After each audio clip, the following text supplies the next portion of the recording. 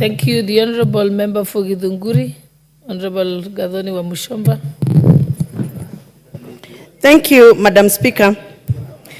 I rise on the onset to support this bill because this is a bill that we have been waiting for as coffee farmers, as members of parliament who come from areas where coffee is grown. And this is a bill that some of us have spent quite a lot of time in the making. I remember we attended the Meru Coffee Conference to give our input to the formation of this bill. And I'm very excited that, Madam Speaker, finally this bill has seen the light of day, and it is my hope and sincere trust that we are going to do all it takes to make sure that the coffee bill becomes a law. Madam Speaker, as a farmer, I want to celebrate the return of the institution that supported many farmers with research in the early 80s, the late 80s, the early 90s, all the way up to the year 2003. This is when the Coffee Research Foundation was functional. And this is the institution that helped us to come up with the right breed and variety of coffee that is disease resistant, that is less expensive for the farmers, and gives the best quality and resistance to a lot of challenges. I am happy that Coffee Research Institute, hoping that it is still going to be domiciled where the Coffee Research Foundation buildings are, and I am happy and excited if it is going to be domiciled there, because majority of the people who worked there were my voters from Githunguri. My constituency borders the institution, and therefore I'll be happy to see this institution domiciled at the border between Roiro and Githunguri constituency. Madam Speaker, I am happy because finally coffee farmers will have seedlings. They will have support of research that is needed so that the varieties that they are going to continue planting are the right varieties that are going to give them the returns. Madam Speaker, I'm also very excited because I can see the bill has proposed the return of Coffee Board of Kenya. The institution that excelled coffee farming in Kenya in the early 2000s and the late 1990s, when our farmers earned a lot of money from the marketing activities that were done by the Coffee Board of Kenya. Mr. Speaker, I am excited as a coffee farmer that this Coffee Board of Kenya is not only going to help us in profiling our coffee in the right way, but also represent us ably in the international market platforms where we have failed to market our coffee. I am excited as a farmer that the aspect of introducing direct sales for Kenyan coffee farmers is now something that is acceptable by law. The farmers who have capacity to market their coffee directly are now allowed by law, if this bill becomes a law, so that the farmers can experience the aspect and the pride of marketing their quality coffee anywhere in the world. Mr. Speaker, I am also happy that the DSS, the Direct Settlement System, has been entrenched in law by this bill. This is a system that is going to allow coffee farmers to receive their money from any sale directly in their account without going through a roundabout of many other intermediaries who are taking away farmers' money.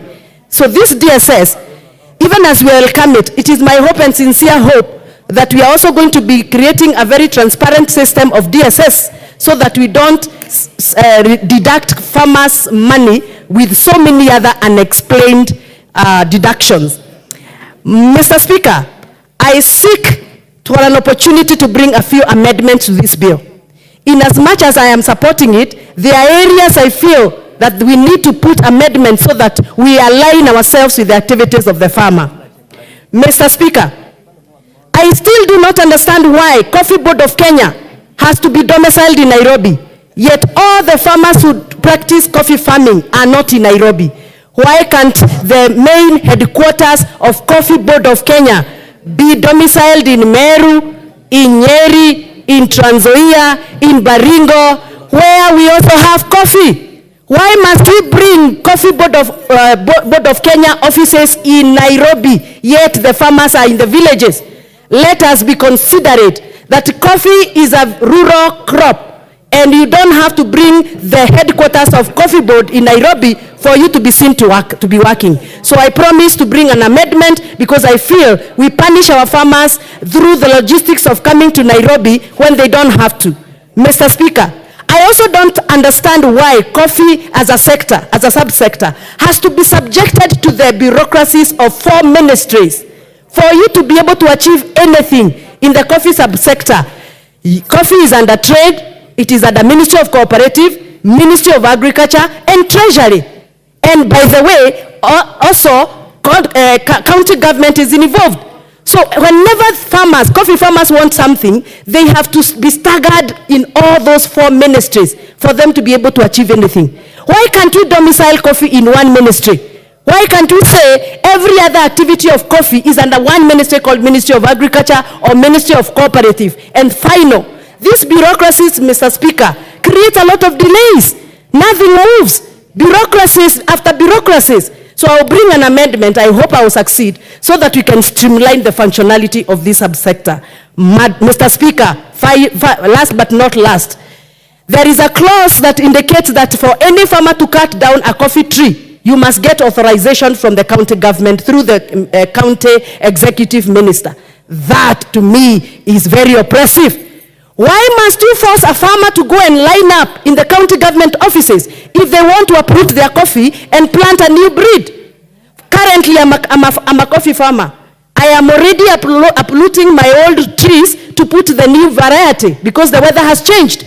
Do I have to go to the county executive minister of Kiambu County for me to uproot my coffee? This is punitive. And we must not go through that route. So I will put amendment. I hope I will succeed so that I can be able to streamline that idea. Mr. Speaker, finally, I cannot keep quiet when we are introducing levies after levies in the coffee sector. It is good that we have brought back the CRF, Coffee Research Institute.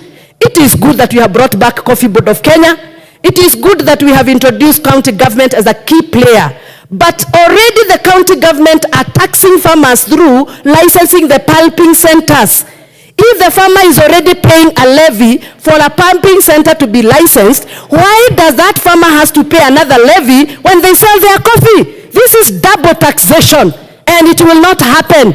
So I will still and urge this house to allow us to make amendments so that farmers do not pay double levies in their value chain of coffee. I am excited that after many political games and dances that have been going around the coffee sector, finally this coffee bill, Senate bill of number 10 has seen the light of day. We are debating this bill, and I am hopeful that the coffee farmers are finally going to get the value for the energy they put in the coffee sector. And before I conclude, Mr. Speaker, coffee is a serious crop in this country that brings a lot of revenue in Kenya. By the way, coffee sector is supposed to be a ministry by its own, based on the amount of money coffee generates in this country. I still don't understand why we play politics with coffee. I still don't understand why we feel like we are over favoring coffee farmers. That the money that we have allocated in this house as coffee revolving advanced charity fund can be reallocated by one public officer without seeking for clearance from this house or clearing or getting opinion from the farmers, and write a letter expressively reallocating coffee monies to other sectors. Whereas I don't have a problem with other people receiving money, coffee money must be respected, and coffee farmers must be respected. Anybody trying to play around with coffee farmers' money must be told and be reminded. It is the coffee sector that brought the development you see in some of these White Highlands areas you see of Kericho, areas of Baringo, areas of Nyeri, areas of Kiambu, and we cannot take farmers, coffee farmers for granted anymore.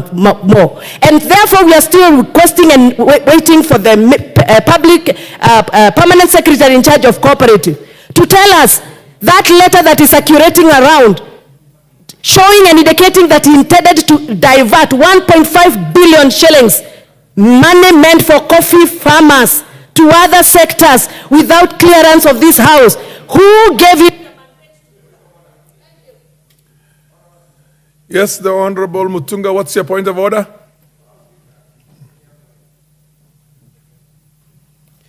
Honourable Speaker, I'm wondering whether the member is in order to